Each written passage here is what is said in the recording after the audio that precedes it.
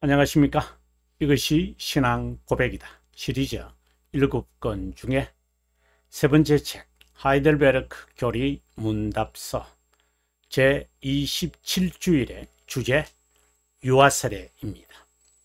제73원의 첫 번째 시간인데요. 여러분 저와 함께 여러분 가지고 있는 이 책 바로 596페이지로 가서 본문의 내용을 읽어보고 그리고 그 해석을 저와 함께 나누어 보도록 하겠습니다. 596페이지에 왔습니다. 73문인데요. 읽겠습니다. 유아들도 세례를 받아야 하나? 이 말 다른 말로 한다면 유아 세례의 필요성이라고 표현할 수 있겠습니다. 그렇다. 어른만 아니라 그들도 하나님의 언약과 교회에 포함되고, 다른 말로 한다면 하나님의 언약 백성이며, 그죠? 언약 백성이며 그리고 교회의 지체다. 이것을 분명히 우리는 합니다. 왜냐? 영혼에서 선택된 자고 시간에서 언약을 맺은 자로 보기 때문이다 라고 하는 겁니다. 자, 좀 더 자세한 것을 설명해서 여러분에게 자세하게 알려드리겠습니다. 그리스도의 피와 믿음의 저자인 성령 하나님에 의한 죄로부터의 구속은 어른과 다를 바 없이 그들에게도 약속돼 있다. 그러므로 그들이 언약의 표적인 세례로 교회에 가입돼야 하고, 옛 언약 또는 구약에서, 또 다른 말로 한다면 옛 언약 또는 옛 유언, 이렇게도 말할 수 있습니다. 그 히브리서 9장 15절에서 우리가 이 말씀을 하죠. 할례를 행한 것처럼 불신자의 자녀와 구별돼야 한다. 대신에 새 언약에서는, 새 언약, 이것은 새 유언이다 이렇게 말할 수 있습니다. 세례가 제정됐다. 옛 언약에서는 할례, 새 언약에서는 세례다. 이것을 가리켜서 우리는 은혜 언약이라고 그러죠. 보통 어떤 분들은 이렇게 말해요. 그러면 행위 언약과 옛 언약 좀 비슷하지 않을까요? 아닙니다. 절대 아닙니다. 행위 언약은 창세 시에 맺어진 것이고, 은혜 언약은 옛 그리고 새 언약을 합친 것입니다. 합친 것이 좀 이상하고 둘로 나누어집니다. 또 다른 말로는 유언, 테스타멘툼, 또는 여기는 카버넌트, 언약이라 할 때는 카버넌트인데요. 아무튼 저 자세한 이야기는 뒤에 이제 오면서 여러분에게 하도록 하겠습니다. 73문은 세례를 받는 합당한 자에 관한 신앙 고백이다. 특별히 유아 세례의 대상이 되는 유아는 모든 성인의 자녀가 아니라 선택된 자녀의 선택된 자다. 유기된 자에게서 선택된 자로 유아가 태어날 수도 있고, 그리고 선택된 자녀에게서 유기된 자가 태어날 수도 있죠. 우리 이 가능성을 항상 개연적으로 받아들여야 합니다. 선택된 자의 자녀, 근데 뭐 본인이 선택된 자인지 아닌지에 대한 확신이 바른 것인지 거짓인지도 우리가 살펴야 하겠지만, 진실하다고 우리가 여겼을 때 선택된 자의 자녀라도 선택된 자일 수도 있고 유기된 자일 수도 있다. 그걸 우리가 어떻게 합니까? 그러면 그것도 모르고 우리가 세례를 베풉니까? 그래서 입교라고 하는 것을 만 13세 이후에 정해놓은 것도 그 때문이죠. 예, 그래서 자기 스스로가 이성적으로 판단하고 자신을 살필 수 있을 때 부모가 자기에게 세례를 자기는 인식하지 못하고 또 인지하지 못했던 때에 받은 그것을 수용을 한다, 인정하겠다. 이제 이렇게 되어지면은 그 입교라고 그러잖아요. 입교.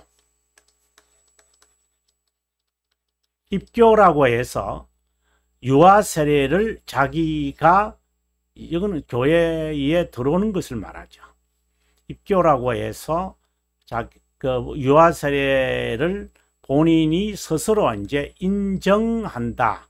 이렇게 우리가 말하면 아마 좋을 것 같아요.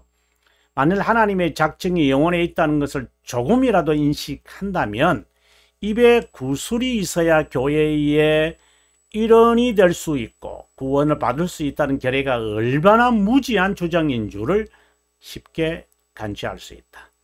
입술의 고백은 두 가지를 의미하는데 입술의 고백을 할 때 입으로 신하여 구원에 이르느니라. 사람이 마음으로 믿어 의에 이르고 입으로 신하여 구원에 이른다 라고 하는 이 로마서 10장 10절의 말씀을 사람들이 아주 악용하는 경우가 많이 있기 때문입니다.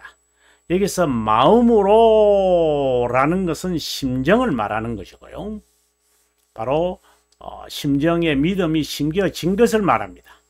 의에 이르고 좀 있으면 이제 제가 설명을 하겠습니다만은 그 의의 증가, 즉 자신이 그리스도의 보혈로 죄 용서 받았다는 것을 확신하고 입으로 시인하여, 이건 고백을 말하거든요. 고백함으로 라는 말입니다. 예. 그래서 여기서 시인이라는 게 여기 말하는 그대로 입으로 고백, 즉 외적 고백을 한다는 것을 말하고, 마음으로 믿어라는 말은 내적 믿음, 의에 이르고 이신칭의를 말하는 겁니다.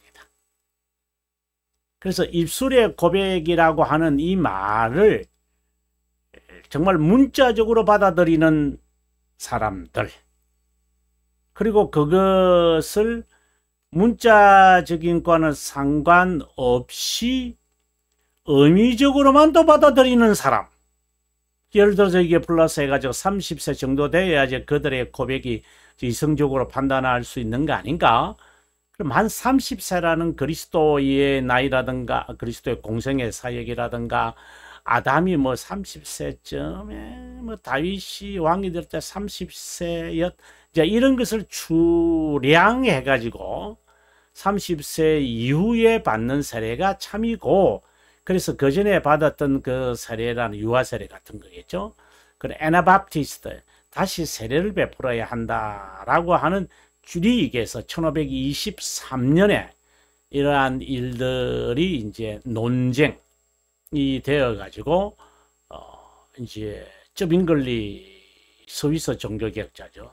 좀 더 정확하게 말하면 추리익의 종교개혁자 쩌빙글리에 의해서 종교개혁이 마침내 이제 명시되어지곤 했다, 이렇게 말하면 좋겠습니다. 자, 근데 부모의 고백으로 유아의 고백을 대신할 수 있을는지를 의심할 수 있다. 당연히 후에 말씀드렸다시피 입교를 통해 고백을 자신의 것으로 고백해야 한다는 조건이 있다. 물론 당연하겠지만 무턱대고 부모 중 한 명이 자신의 자녀가 선택된 자라고 유아 세례를 받게 하는 경우가 있기에, 이런 경우를 대비하여 부모의 신앙 고백과 승인이 된 후에 입교라는 절차를 꼭 밟아야 한다. 어떻게 보면 이것이 억제 장치다, 저는 그렇게 개인적으로 봅니다. 언약은 하나님의 영원한 작정이 시간에 드러난 것이다. 이것을 다른 말로 우리가 한다면 언약은 하나님의 영원한 작정이 시간에 드러난다. 다른 말로 한다면 하나님의 영원한 작정, 그 작정의 내용이 뭔데요? 라고 하면은 하나님의 물론 이제 요소는 창조와 섭니다. 작정이 어떻게 드러났느냐? 자, 이렇게 우리가 고백을 합니다. 자, 이것이 시간에 드러났다라고 말할 때 언약이라고 이제 이야기하는데, 이 부분을 제가 설명하려고 합니다. 영원한 작정은 창조와 섭리로 드러나지만 내용은 뭐지요? 하면은 하나님의 자비함이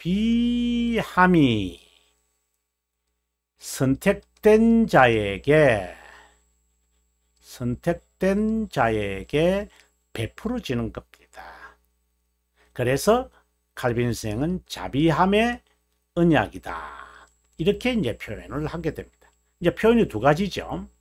하나님의 영원한 작정이 창조와 섭리로 드러납니다 라는 말과, 하나님의 영원한 작정이 있게 된 하나님의 영원한 자비함이 선택된 자에게 시간에 베풀어지는 겁니다. 이것이 실제로 드러나게 될 때의 구속사역의 제2원인 중 첫 번째 요인이 제공되고, 그리고 그것에 선택된 자, 당사자인 제2원인의 두 번째 요인이 거기에 첨가되는 겁니다. 여러분에게 뭐 반복을 해야 될 것 같아서 그렇습니다만, 원인의 원인이지 원인 결과가 아니다라는 말, 여러분 충분히 이해되었으면 좋겠습니다. 교리상의 행위 언약이나 은혜 언약이요, 지난 시간 마무리하면서 제가 이것을 설명을 드렸는데요, 분류하지만 실제로는 언약은 하나다. 영원한 구원의 진리가 시간에 드러나는 것이다. 하나님은 영원에서 자신의 선한 기쁨으로 인류 중 일부를 영생에 이르도록 선택한 후에 타락후의 상태에 머물며 죄와 비참한 상태에 있는 그들을, 여기서 그들이라는 것은 이제 선택된 자들을 말합니다. 선택된 자의 구원, 이것이 하나님의 구속사역의 그리스도의 구속사역이죠. 하나님의 구속사역의 핵심입니다. 이들에게 하나님이 여기에 언약을, 이제 이거는 형식이죠. 이 언약을 맺는다. 그러면 내용은 뭐예요? 형식은 언약이고, 그럼 내용은요, 무엇을 하는 것입니까? 선택이 이제 드러나는 게 언약이고, 그것의 내용은 바로 구속사역을, 여기 있는 겁니다. 구속사역을 수용하는 것이죠. 바로 수용, 즉 믿는 것이다, 이렇게 말하잖아요. 그럼 구속사역을 수용한다는 것 안에는 죄들의 용서와 그 다음에 거룩함에 이르는 이 두 가지가 포함되어 있어서 우리는 이 두 가지를 복음의 두 기둥이라고 말한다, 이렇게 제가 이렇게 계속해서 연적해낼 수 있습니다. 개혁신앙의 핵심은 언약신앙이다. 타락과 관련하여 시간에 드러났고 이미 영원한 작정에 있다는 영원선을 망각하면 구원의 진리를 깨닫기에는 거리가 한참 먼 곳에 있다. 그래서 우리를 이것을 가르쳐서 우리가 언약신앙의 언약신학의 핵심은 예정론이다, 이렇게 이제 말을 하죠. 이거는 자연스러운 거죠. 계속해서 읽겠습니다. 언약은 영원한 자비함에 의존하기에 하나님은 내게 장가들어 영원히 살 것이라고 약속한 것이다. 영원한 자비함은 시간에서 언약의 형식으로 드러났기에 칼빈 선생이 자비함의 언약이라고 한다. 앞서도 말씀드렸는데요. 이군 5장 그리고 이군 10장 20 항 370페이지에 있는데요. 이렇게 이제 칼빈 선생이 말하게 되어지는 배경이 이제 복음과 율법의 이게 10장은 유사성을 말하는 거잖아요. 그래서 상위점은 이제 11장, 11장에서는 상위점을 말하는 거고, 여기서는 유사성을 말한다. 그거 할 때 핵심이 언약이에요. 그래서 신구약 성경 전체에서 칼빈 선생은 언약이라는 것으로 묶어 놓고 있다. 이렇게 보면 아마 틀리지 않을 겁니다. 예, 여러분 오늘은 여기까지 할까요? 여기가 페이지가 몇 페이지인가 잠깐 보겠습니다. 598페이지네요. 네, 다음 시간에 여러분 여기에 598페이지에서 여러분 만나 뵙고자 합니다. 예, 여기까지 시청해 주셔서 고맙고, 저는 다음 시간에 더 나은 강의에 힘쓰겠습니다. 남은 시간 평안하시기 바랍니다.